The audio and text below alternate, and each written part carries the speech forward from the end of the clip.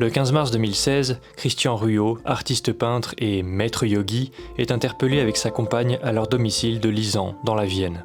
L'intervention des gendarmes fait suite aux plaintes de 2 adeptes d'une communauté yoga dirigée par Ruot. Soupçonné de dérives sectaires et accusé de viol et d'agression sexuelle, il est finalement condamné le 20 mai 2021 à 4 ans de prison en première instance pour abus de faiblesse et blanchiment.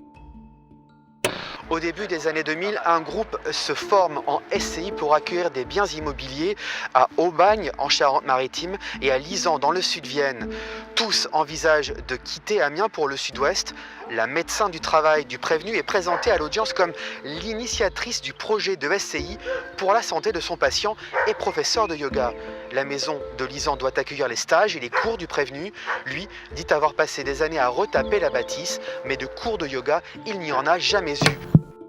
Selon sa biographie sur son site web, Christian Ruot naît en 1948 à Amiens. Il s'initie en autodidacte à la peinture et débute ses expositions en 1966. De 1966 à 1971, il travaille comme sculpteur pour les monuments historiques avant d'embrasser une carrière comme illustrateur pour la publicité. C'est en 1986 qu'il se lance comme professeur de yoga après une initiation de 4 ans agrémentée de plusieurs voyages en Inde afin, je cite sa biographie, d'approfondir les textes philosophiques anciens et l'aspect thérapeutique du yoga.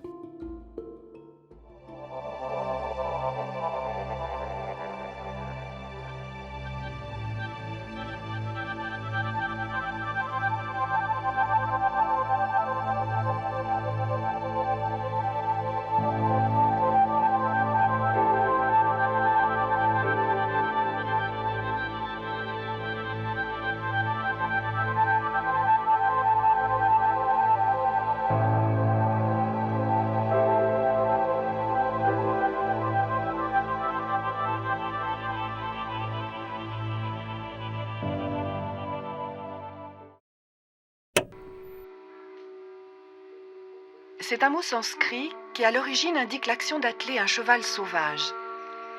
L'animal dressé accepte le harnais qui va le lier au char de guerre. Il ira ensuite de conquête en conquête.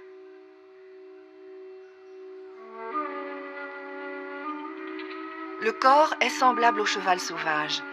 Le yogi doit le dompter pour avancer avec lui sur la voie de la connaissance. Les fondamentaux de la philosophie yoga sont compilés dans le Yoga Sutra, recueil de 195 aphorismes rédigés par Patanjali entre 200 avant Jésus-Christ et 500 après Jésus-Christ. Le Yoga Sutra est divisé en 4 chapitres. Chapitre 1, Samadhipada, de l'unification. Chapitre 2, Sadhanapada, du cheminement. Avec 8 membres. 1. Yama, signifie contrôle de soi, devoir moral, règles, observance, austérité. 2. Niyama, signifie répression, restriction, limitation, abstinence, retenue. 3. Asana, posture rituelle, stable et tranquille. 4. Pranayama, discipline du souffle. 5. Pratyahara, abstraction des sens, rejet des objets de leur perception. 6. Dharana, concentration. 7. Dhyana, méditation profonde avec attention soutenue. Et 8. Samadhi, contemplation profonde, percevoir les objets et événements hors de toute projection personnelle. Chapitre 3, des pouvoirs, Vibhuti-pada. Chapitre 4, de l'émancipation, Kaivalya-pada. Les postures connues du yoga apparaissent à partir du Xe siècle et les postures assises au XVe. Les chakras au 8e et 10e siècle, et d'autres postures sont modifiées au cours du 18e et 19e siècle.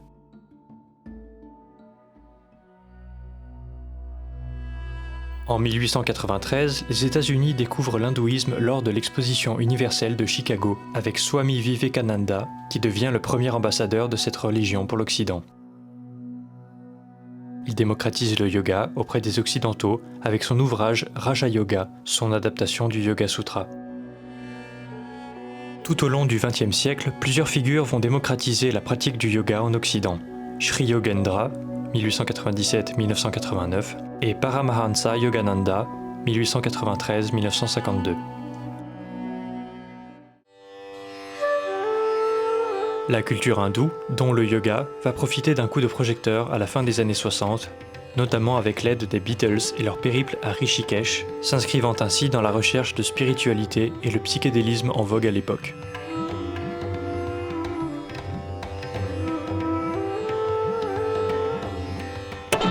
Il était une fois un philosophe hindou, le Maharishi Mahesh, qui professait le renoncement et la méditation transcendantale pour parvenir à la béatitude.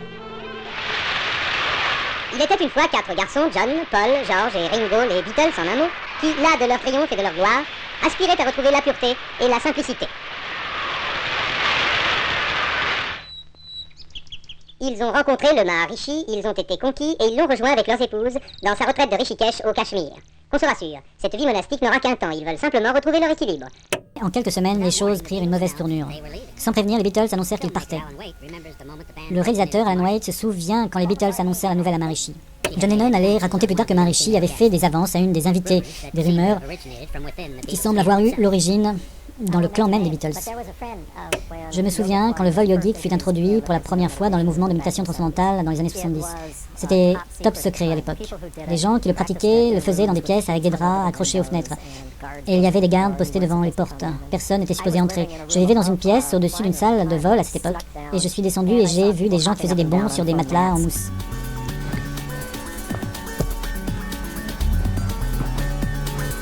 Nous restimulons les lois naturelles qui régissent l'économie et renforçons la créativité. Le chômage baissera de la même sorte. Dans le domaine de la santé, nous pouvons faire baisser les maladies de 50% en 3 ans, c'est notre programme.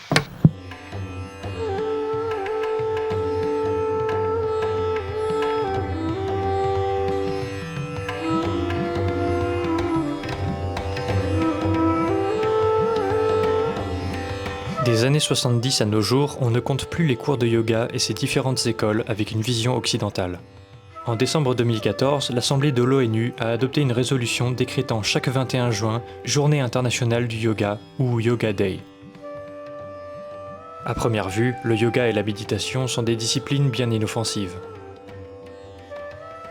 Pourtant, ces deux pratiques peuvent devenir, par le biais de manipulateurs, la porte ouverte aux dérives sectaires.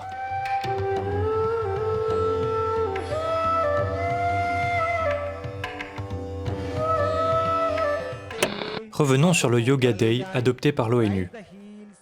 C'est sous l'impulsion du Premier ministre indien Narendra Modi, membre du BJP, Parti nationaliste hindou, et ancien membre du RSS, groupe paramilitaire nationaliste, que cette résolution voit le jour. Il a toujours voulu servir son pays, et avec le temps, cet engagement s'est renforcé. Et c'est pour ça qu'il a décidé de devenir un militant à part entière du RSS. Aujourd'hui, le RSS compte plus de 5 millions de membres. Lors de la campagne électorale de Modi l'année dernière, tous les sympathisants avaient été mobilisés. Cette proximité de Narendra Modi avec les nationalistes hindous, c'est la part la plus sombre de sa carrière politique. En 2002, au Gujarat, une foule d'hindous avait massacré plus de 2000 musulmans. Modi avait alors été accusé d'avoir fermé les yeux. Lorsqu'il arrive au pouvoir, il crée un ministère du yoga destiné au développement des médecines traditionnelles de l'Inde, notamment l'Ayurveda ou encore l'homéopathie et la naturopathie. Soutenu par le gouvernement Modi, ces pratiques alternatives sont présentées comme la solution de toutes les solutions. L'une des figures de proue de cette politique est le yogi Baba Ramdev. Ce dernier n'hésite pas à déclarer que le yoga aide à combattre tous les problèmes face aux manifestations paysannes contre le gouvernement en 2017.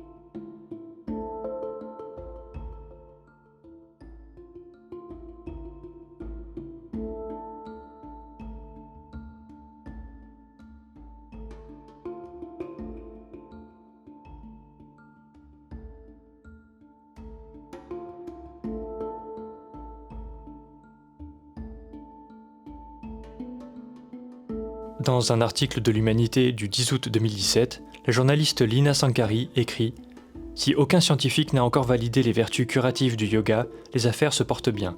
Des centaines d'hôpitaux ont vu le jour sur tout le territoire, brassant les millions d'euros de patients désarmés face à la maladie. » À l'est de Bangalore, loin des fracas de la mégapole high-tech, le docteur Isaac Matai a ouvert Sukhia, un centre de soins holistiques. Situé dans un cadre paradisiaque, il propose des chambres de 600 à 2000 $ la nuit. Pour sa promotion, il s'appuie sur quelques clients célèbres, Desmond Tutu, Sting ou le prince Charles.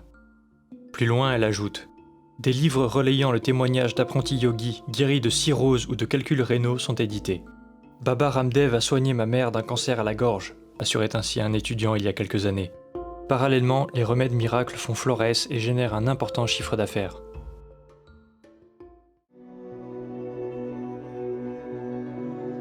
En Occident, le yoga a été récupéré par le mouvement New Age au même titre que la méditation. Pour mieux comprendre cette mouvance qui prétend fusionner science et religion, il faut s'intéresser à sa brique originelle, la société théosophique.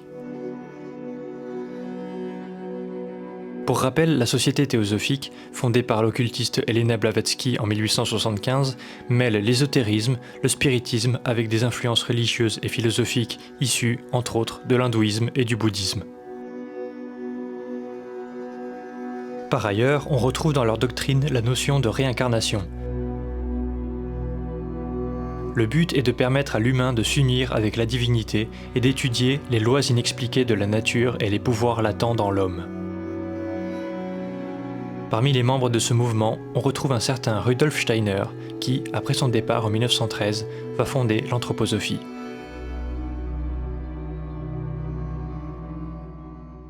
Intéressons-nous à quelques mouvements. La liste n'est pas exhaustive. Le mouvement Brahma Kumaris est fondé en 1936 par un diamantaire indien dénommé Lekhraj Kripalani, alias Brahma Baba pour ses adeptes. Il aurait eu une révélation spirituelle après un présumé contact direct avec le dieu Shiva.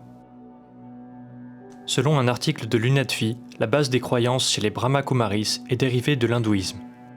On y trouve des variantes avec la pratique du channeling et la capacité de modifier l'environnement par la pensée, qui font plutôt penser à la théosophie et au New Age. Chez les Brahma Kumaris, on pratique le végétarisme, la purification, la soumission et la méditation par le Raja Yoga, le tout rythmé par des séances de 5 minutes de méditation toutes les heures afin d'être réceptif au message de Brahma Baba.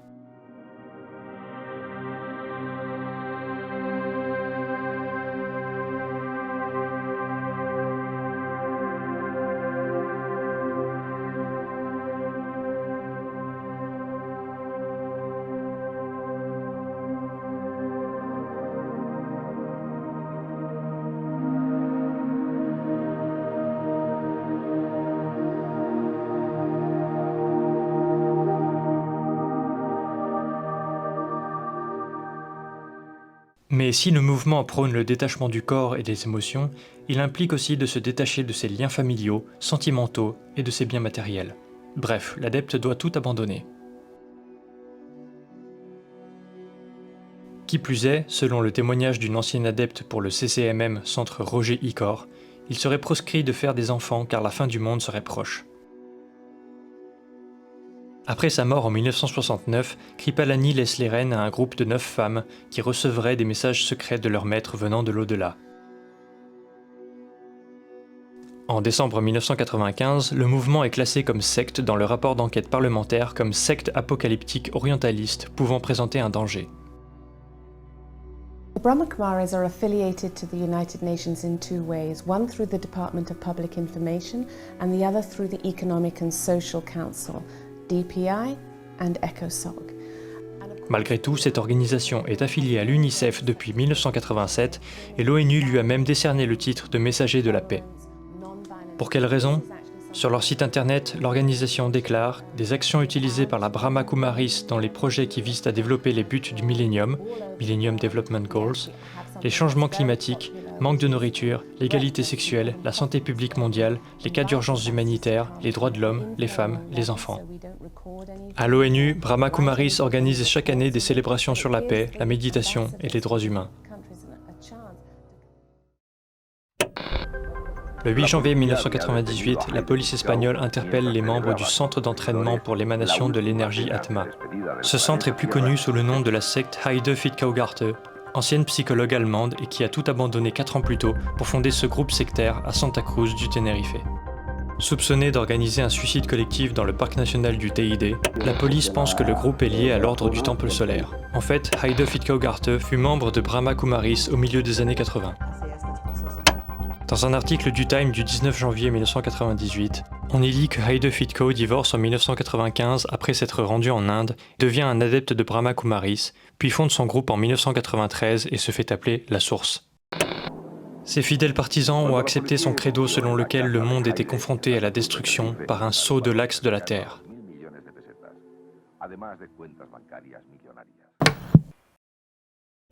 Alors aujourd'hui, vos perspectives, ce sont quoi justement dans ces ténèbres aujourd'hui qui sont les nôtres? Je mets mon énergie actuellement dans la connaissance, donc j'ai étudié encore plus tout ce qui est la spiritualité. Donc je suis un disciple de Omraam Mikhaël Ivanov, ça fait 4 ans que j'étudie son enseignement, donc il y a à peu près 110 livres à lire.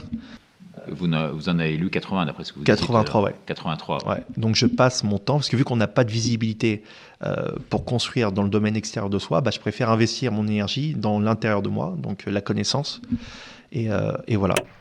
Quand moi je dis quelque chose, c'est pas parce que ça me plaît à moi, parce que c'est comme ça dans la nature, partout dans l'univers, partout ça crève les yeux.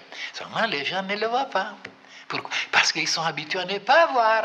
Ils sont concentrés seulement sur ce qui est trop grossier, trop. Alors, et c'est ça la fraternité blanche universelle, l'école de la fraternité blanche.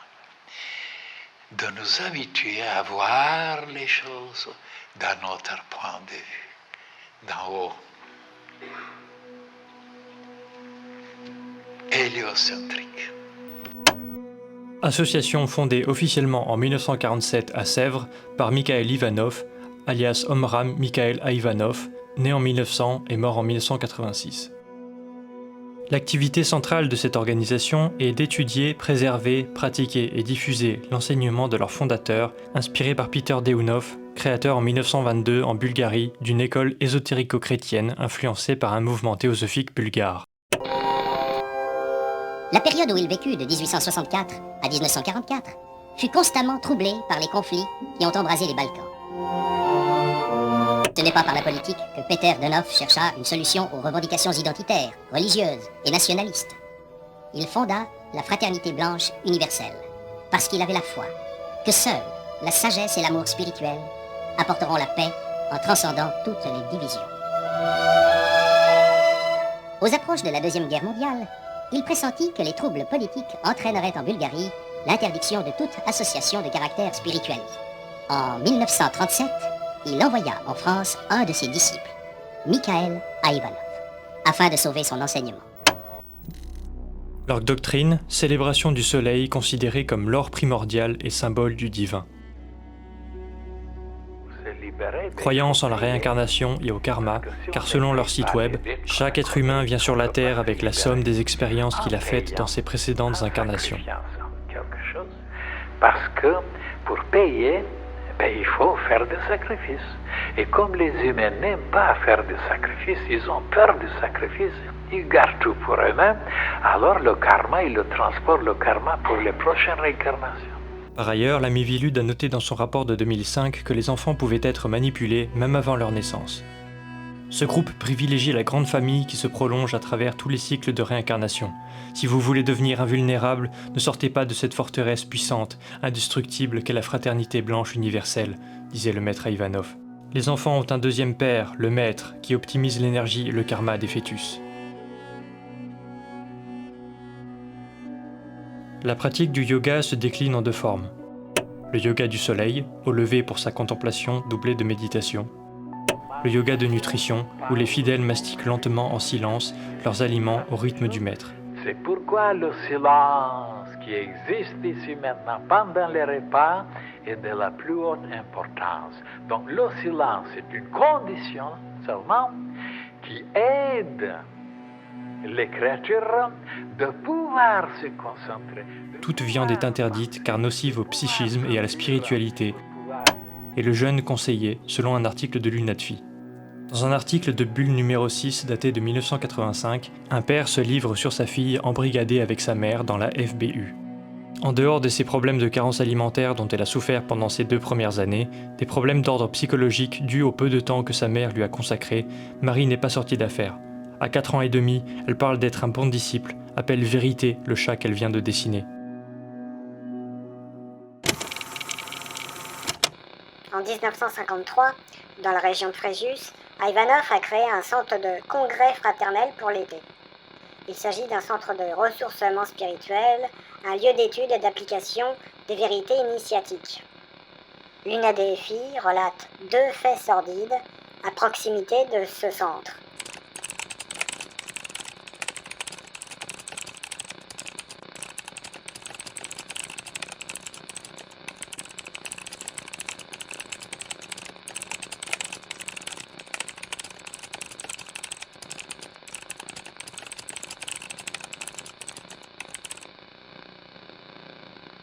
Dans son ouvrage La diabolique de Caluire, publié en 1999 aux éditions Fayard, le journaliste Pierre Péan revient sur le passé de Mikhail Ivanov.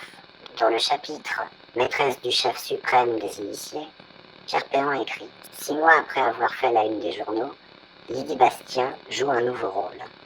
Elle est l'égérie de Ma Chohan, le chef de la Fraternité Blanche Universelle, arrivé le 13 octobre 1947 en provenance de Cuba. Le maître veut faire de Paris la capitale de la spiritualité. Ma Chohan reçoit ses fidèles chez son ambassadeur, le frère Mikhail Ivanov, dans sa propriété de Sèvres, siège de la fraternité, ou dans un appartement de la rue Le Sueur. Connu de la police pour des pratiques alliant l'occultisme à la sexualité la plus débridée, il était le chef de la secte La Fraternité Blanche Universelle pour la France.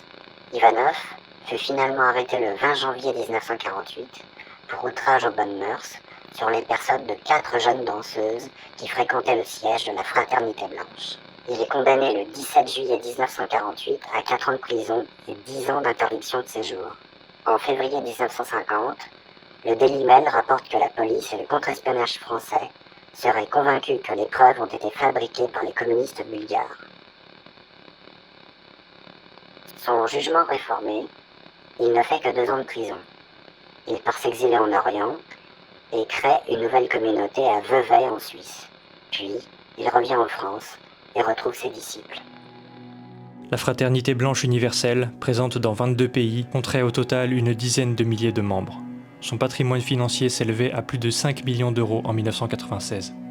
Selon l'Express en 2013, en Bulgarie, le mouvement a été enregistré officiellement en tant que religion en 1989, après la chute du communisme. I'm the most spiritual man, David, you ever met in your life. Dans cette pièce, il fait 42 degrés. Une étuve pour enchaîner 26 postures de yoga pendant 1h30. Voilà le yoga Bikram, un yoga made in USA qui rencontre un vif succès en Europe. Le Bikram Yoga a été créé dans les 70s par Bikram Choudhury. C'est une pratique censée guérir tous les maux et permettant d'améliorer sa santé.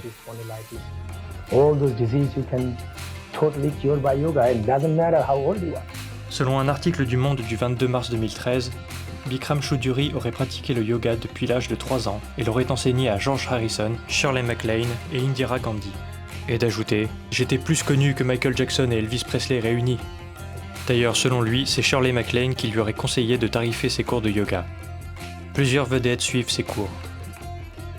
Madonna, Lady Gaga, George Clooney. En 2009, ses revenus étaient estimés à 5 millions de dollars par an, selon le magazine Forbes. Sa pratique n'est pas sans risque, comme le soulignent des professionnels de santé sur les risques cardiovasculaires potentiels. Une étude de 2018 du Dr Stacy D. Hunter et son équipe de la Texas State University ont constaté que la chaleur n'apporte aucun bénéfice additionnel, mais augmente le rythme cardiaque et les risques associés.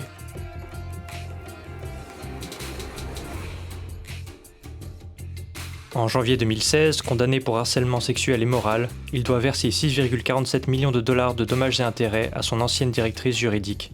Il fuit les États-Unis quelques mois plus tard. En 2017, un juge californien lance un mandat d'arrêt contre lui. La polémique rebondit avec la diffusion du documentaire Yogi, Guru, Prédateur sur Netflix en novembre 2019. Il est décrit comme tyrannique, mégalo, misogyne et toujours visé par plusieurs plaintes pour viol. Women likes me. And I have to run city after city, country after country, all my life to stay away from the women.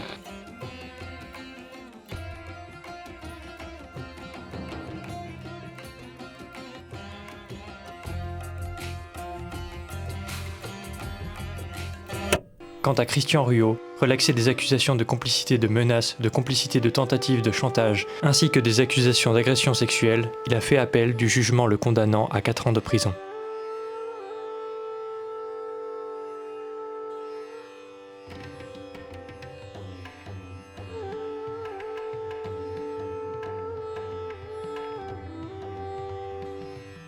Il existe en France la Fédération nationale des enseignants du yoga. La fédération a pour vocation de promouvoir un yoga de qualité et le statut professionnel des profs de yoga, garantir les aptitudes à enseigner à leurs membres en leur offrant une formation solide, et donner toute l'aide nécessaire à leurs enseignants d'exercer leur profession dans les meilleures conditions. Pour ce faire, il existe l'École française de yoga, ouverte en 1976 et qui propose aux aspirants enseignants de yoga une formation de 900 heures sur 4 ans avec des cours théoriques et pratiques. Les conditions d'entrée sont d'avoir pratiqué le yoga régulièrement pendant au moins 2 ans, avoir plus de 18 ans et d'avoir un niveau bac. Les cours théoriques sont dispensés par des historiens, des linguistes, des philosophes, des indianistes, des anthropologues, des psychologues et psychanalystes, des médecins, des ostéopathes. Après la soutenance d'un mémoire de fin d'études, vous pouvez obtenir le certificat professionnel Enseigner le yoga.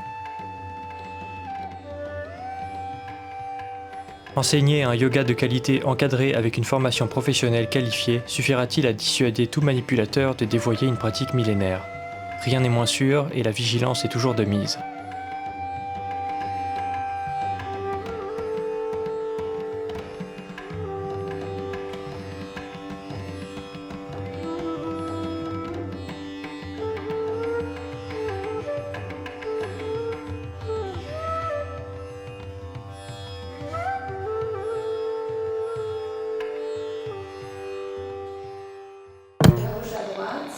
Faut vraiment être prêt à tout pour atteindre la plénitude. On inspire, on expire.